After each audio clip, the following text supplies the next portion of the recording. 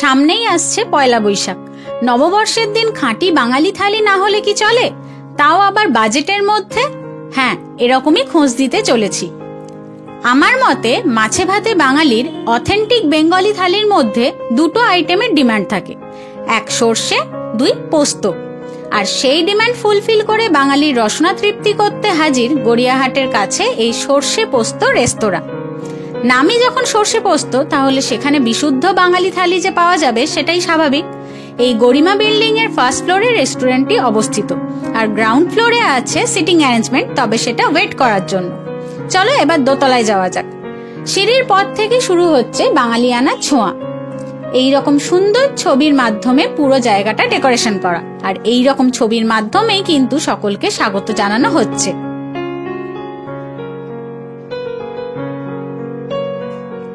এই কাঁচের দরজা দিয়ে ভেতরে ঢুকেই পাবে এরকম বাঙালিয়ানায় মোড়া সুন্দর রঙিন অ্যাম্বিয়েন্স।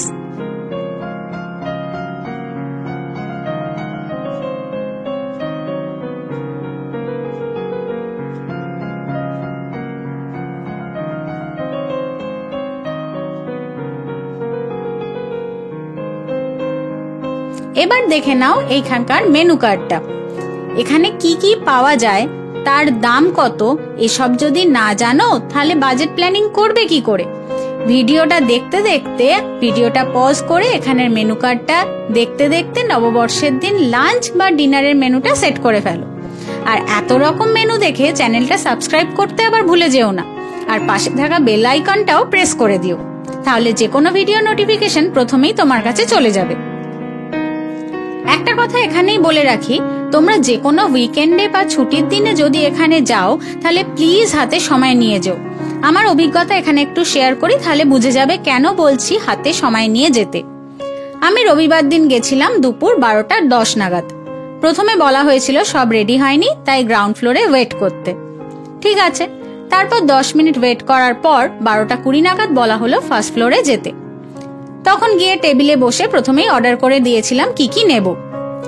তারপর 15 মিনিট 30 মিনিট ওয়েট করেই আছি, খাবার আর সার্ভ হয় না। দুপুরবেলা সেখানে বাচ্চা, বয়স্ক মানুষ সবাই উপস্থিত, এবং রীতিমতো সবাই অধৈর্য হয়ে পড়ছে। ওনারা বারবারই শুধু বলছেন খাবার আসছে। রীতিমতো যখন কেওটিক কন্ডিশন তৈরি হয়েছে, কেউ কেউ রেগে গিয়ে চলে যাবেন বলছেন, তখন ওনারা একে একে খাবার সার্ভ করতে শুরু করলেন। আমার টেবিলে যখন খাবার এলো তখন 1:45, 1.5 ঘন্টা অপেক্ষা করার পর। তাও সব আইটেমগুলো তখনও আসেনি। মেনু কার্ড দেখে বারবার বলতে আরো 15-20 মিনিট পর সব সার্ভ করা হয়। কেন সেদিন এরকম হয়েছিল তা আবার পরে বলছি। আপাতত কি কি অর্ডার করেছিলাম, তার টেস্ট কেমন ছিল, সবুরের ফল মিঠা হলো কিনা দেখে নেবে চলো। এই মহাভোজ থালিটা অর্ডার করেছিলাম, যেখানে ছিল আমপোড়া শরবত, 2 পিস লুচি, ভাত, বাসন্তী পোলাও, ঝুরি আলু ভাজা, স্যালাড, লেবু লঙ্কা। স্টার্টার হিসেবে ছিল fish fry with kasundi and পেঁয়াজ কুচি। লুচি দিয়ে খাওয়ার জন্য আলুর দম, শুক্তো, সোনামুগ ডাল, পোস্ত, কাতলা কালিয়া, চিংড়ির মালাইকারি, ভেটকির ভাপা, মুরগির ঝোল, মাটন কষা, চাটনি, পায়েস। যদিও পাঁপড় এবং কচুপাতা চিংড়ি এখানে মিসিং, সেটা পরে সার্ভ করা হয়েছিল। এই হলো সম্পূর্ণ থালি। প্রথমে ট্রাই করছি ভেটকির ফিশ ফ্রাই। খুব গরম সার্ভ করেছিল, আউটার লেয়ারটা ছিল খুবই ক্রিস্পি। মাছটা যে পুদিনা পাতা, আদা, লঙ্কা বাটা, রসুন বাটা দিয়ে সব দিয়ে ম্যারিনেট করা হয়েছিল, সেটা পরিষ্কার যেমন দেখাও যাচ্ছে আর খেয়েও বোঝা যাচ্ছে। ভেতরে মাছের পরিমাণ অনেকটা ছিল, সাইজটাও বেশ বড়সড়। আর এখানে ভালো করে দেখলে ভালো করে বুঝতে পারবে যে গরম গরম কিন্তু ধোঁয়া উঠছে, দেখো। আর মাছটাও কিন্তু ফ্রেশ, খেতে অসাধারণ ছিল।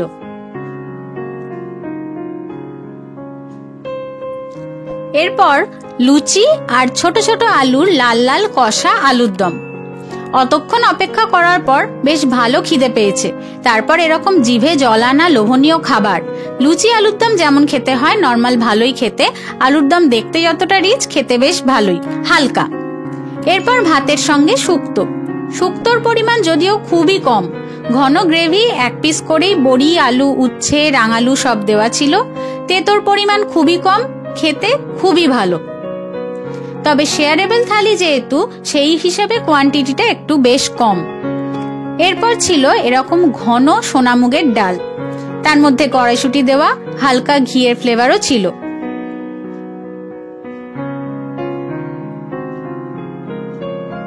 ঝুরি আলু ভাজা দিয়ে খেতে কিন্তু বেশ ভালো লেগেছে। রেস্টুরেন্টের নাম যখন সর্ষে পোস্ত, আর সেখানে থালিতে পোস্ত থাকবে না তা আবার হয় নাকি? তাই এর পরের আইটেম হিসেবে ছিল পোস্ত।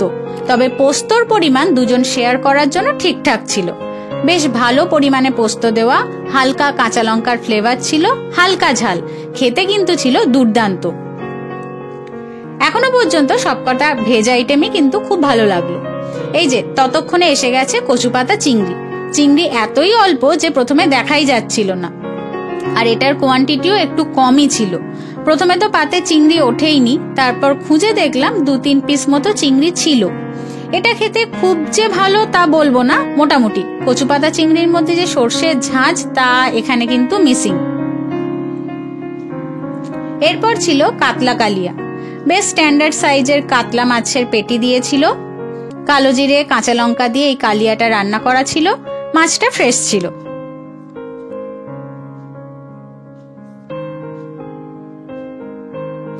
আর এখানে বলে রাখি, এখানে গ্রেভির পরিমাণ খুবই অল্প দিয়েছিল, তাই চামচ দিয়ে আর তোলা সম্ভব ছিল না বলেই হাত দিয়ে নিতে হচ্ছিল। গ্রেভিতে হালকা একটা ট্যাঙ্গি ফ্লেভার ছিল, খেতে ঠিকঠাক। মাছটার টেস্ট খুব ভালো ছিল। তারপরে ছিল চিংড়ির মালাইকারি। বেশ বড় সাইজের 1 পিস চিংড়ি, আর গ্রেভিটাও কিন্তু বেশ ঘন ছিল। হালকা মিষ্টি স্বাদের, খেতে খুব ভালো ছিল। তবে চিংড়িটা কিন্তু সফট ছিল না, একটু হার্ড ছিল। এই দেখো, টেনে টেনে তারপর ছিঁড়ে তারপর কিন্তু খেতে হলো। তারপরে ভেটকি ভাপা। না না, দেখতে যতটা মনে হচ্ছে ততটা কিন্তু নয়। দেখো, ওপরে কাঁচা লঙ্কা হাফ করে চিড়ে ডেকোরেট করা ছিল। সাইজটা কিন্তু এত বড় নয়। দেখো, মাছের পিসটা ছোট, বাকিটা রিচ থিক গ্রেভি দেওয়া বলে অত বড় দেখতে লাগছিল। সর্ষে আর সর্ষের তেলের বেশ ঝাঁঝালো গন্ধ আসছিল। মাছটা কিন্তু এখানেও খুব ফ্রেশ ছিল। আর এটা খেতে কিন্তু দারুণ ছিল। হালকা ঝাল, তার সঙ্গে হালকা ঝাঁঝ, দারুণ।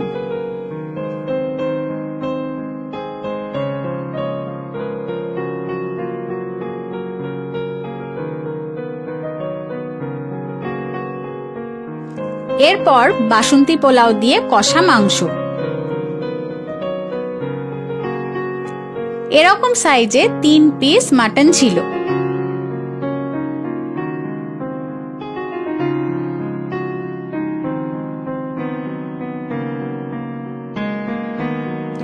গ্রেভিটা দেখতে বেশ স্পাইসি।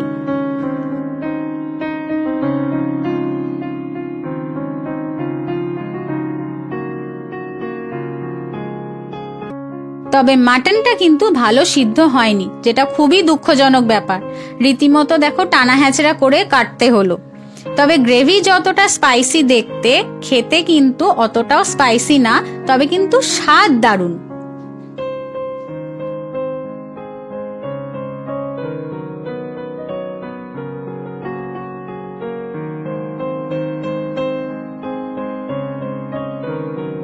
রীতিমতো কষ্ট করেই একটুখানি কাটা গেল, সেটা দিয়ে এবার ট্রাই করছি।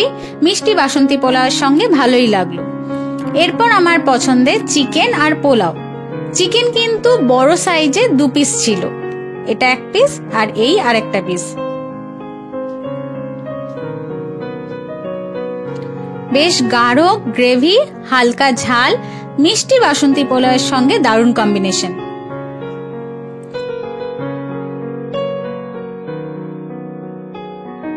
এখানে বলে রাখি, গ্লাস ওয়াল হওয়ায় এবং কোনো কার্টেন সিস্টেম না থাকায় দুপুরের দিকে উইন্ডো সিটে বসলে এইরকম কড়া রোদ্দুরের অত্যাচারটা কিন্তু তোমাদের সহ্য করতে হতে পারে, যেটা আমি ফেস করেছিলাম। এখানে যদি কালারফুল ডেকোরেট করা কোনো কার্টেন দেওয়া হতো তাহলে বেশি ভালো হতো। যাই হোক, খাবারের শেষ দিকে চলে এসেছি। চাটনি, পাঁপড় আর পায়েস। আমসত্ত্ব আর টমেটো দিয়ে তৈরি চাটনি, যেমন খেতে হয় সেরকম। আর ছিল পায়েস।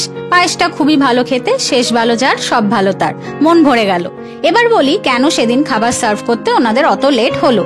বিল পেমেন্ট করার সময় জিজ্ঞেস করে জানতে পারলাম সেদিন ওনাদের একটা বড় অর্ডার ছিল, সেটা আগে ছাড়তে গিয়ে এই অবস্থা হয়েছিল। শেষে বিল ডিটেলস আর পেমেন্টের স্ক্রিনশটটা তোমাদের এখানে অ্যাটাচ করে দিলাম, দেখে নিও। আর প্রতিবারের মতো বলি, ভিডিওটা ভালো লাগলে লাইক আর অবশ্যই চ্যানেলটা সাবস্ক্রাইব করে পাশে থেকো। Thank you. আর এই নববর্ষে ওনাদের 299 থালির মেনুটাও এখানে অ্যাটাচ করে দিলাম। তাহলে চ্যানেলটা সাবস্ক্রাইব করতে করতে নববর্ষের দিনের মেনুটা সেট করে ফেলো। আর সবশেষে সকলকে জানাই অগ্রিম শুভ নববর্ষের শুভেচ্ছা। নতুন বছর সকলের ভালো কাটুক।